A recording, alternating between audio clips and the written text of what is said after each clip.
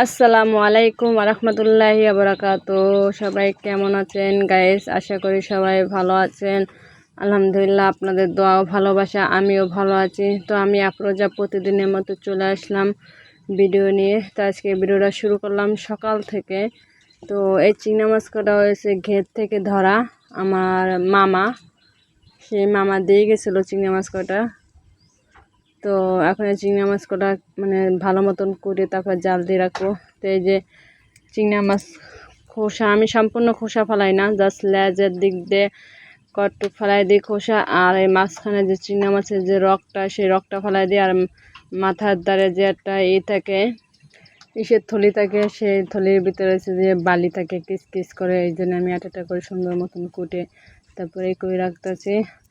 আর এই চিংড়ি মাছগুলো হচ্ছে যে ফ্রিজে থুই নেই, যেহেতু দুপুরের বেলা রান্না করব, এর জন্য ফ্রিজ আর রাখি নেই। এখন একটু জাল দিয়ে থুই দেবো, দুপুরে রান্না করব।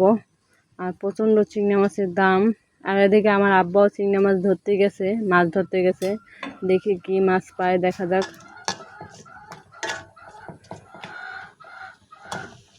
এই চিংড়ি মাছ আমাদের এখানে এই এই কেজি বেচে, এই যে চিংড়ি মাছের যে সাইজ, এর কেজি বেচে 650 টাকা, 600 টাকা কেজি বেচে।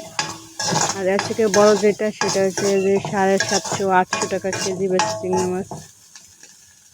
তো হালকা আমি একটু তেল দিয়ে এটা ভাজে রাখবো, যাতে একটু মানে গন্ধ না আসে দুপুর হওয়ার আগ পর্যন্ত। মানে কাঁচা থাকলে তো একটু গন্ধ হয়ে যাবে, এর কারণে আমি হালকা একটু তেলে ভাজে রাখতেছি।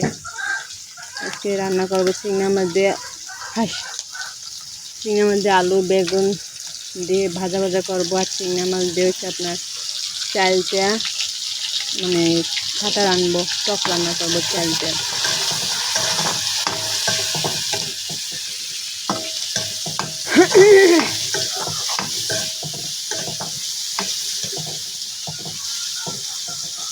তো ভিডিওটির সাথে থাকেন, দেখতে থাকেন আমি কী কী কাজ করি, কী কী রান্না করি। তো এই যে দুপুরের সময় রান্না করতে আসছি আমি। এখন বাজে 11:30 বেশি বাজে, প্রায় 12টার কাছাকাছি। তো আমি এদিকে আলু আর বেগুন মানে কষাবো মশলার সাথে চিংড়ি মাছ দিয়ে। আমাদের এই রান্না করার থেকে আলু বেগুন রান্না করার থেকে ঝোল ঝোল করার থেকে তার থেকে এরকম চিংড়ি মাছ দিয়ে যদি ভাজা ভাজা করে খেতে অনেক মজাই লাগে।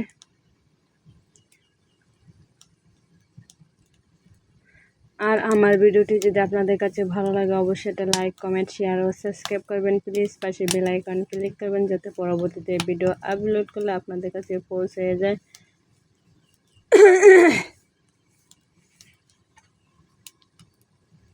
আর ইদানিং যেন আমার ভিডিওতে তেমন একটা ভিউ আসতেছে না, জানি না কি সমস্যা হয়েছে।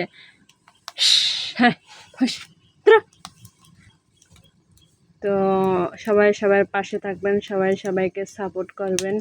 ইউটিউব জগৎটা এমন, এই জায়গায় কোনো হিংসা চলবে না, এখানে কোনো মানে রাগ চলবে না, কিছু নেই। সবাই সবাইকে সাপোর্ট করবেন, সবাই সবাইকে ভালোবাসা দেবেন, তাহলেই দেখবেন একসময় সফলতা হবেন।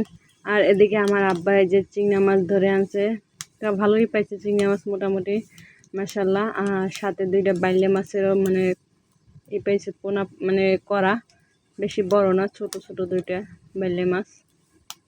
আমার কাছে বাইলে মাছটা খেতে অনেক মজা লাগে। আগে তো অনেক খাইছি বাইলে মাছ, এখন তেমন একটা পাওয়া যায় না, ভবিষ্যৎ খুবই কম। আর এই যে এদিকে আলু বেগুন ভাজা ভাজা হয়ে গেছে, কোনো ঝোল হবে না, জাস্ট ভাজা ভাজা হবে।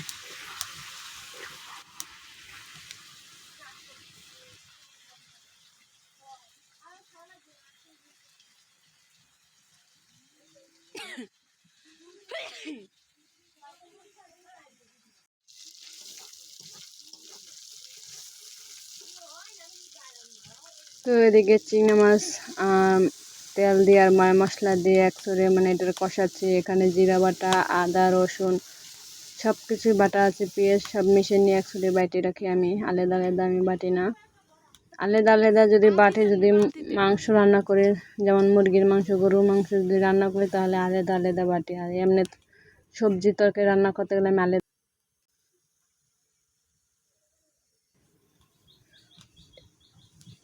তো এদিকে কাঁচামরিচ দিয়ে দিলাম, এখন দিয়ে দিচ্ছি যে লবণ আর হলুদ দিয়ে ভালো মতন এটা কষাবো। কষে আজকে চালটার টক রান্না করব।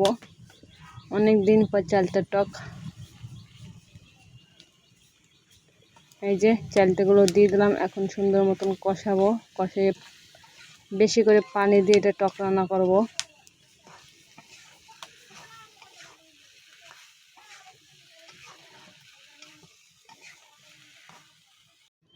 তো এই যে আমি ভাবছিলাম যে বড় কড়াইটা দেবো, তা আমি বলছি যে একটু চালটা অল্প ছোট কড়াইতে দে। তো ছোট কড়াইতে দেওয়ার পর দেখি এখন মানে উতলাইয়ে পড়তাছে তো সাইড থেকে। এটা দিয়েই ভুল করছি, সাইডে থেকে পড়ে গেছে। তো সবাই ভালো থাকেন, আল্লাহ হাফেজ। আজকের ভিডিওটা কেমন হলো অবশ্যই বলবেন।